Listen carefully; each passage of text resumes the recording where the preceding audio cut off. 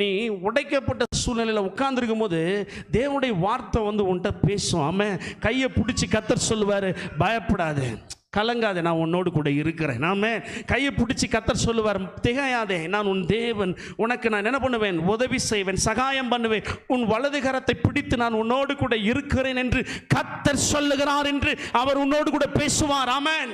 அந்த வார்த்தை இருக்கு பாருங்க, அது விசுவாசத்தை தூண்டும். அந்த வார்த்தை தான் உங்க வாழ்க்கையினுடைய விசுவாசத்தினுடைய அடுத்த அளவுக்கு கொண்டு வருகிறது.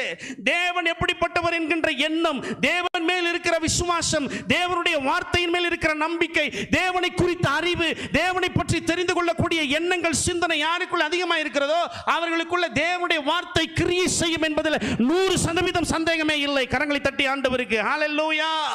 தேவனுடைய வார்த்தை உங்க வாழ்க்கையை வளமாக்கும். ஆமென்.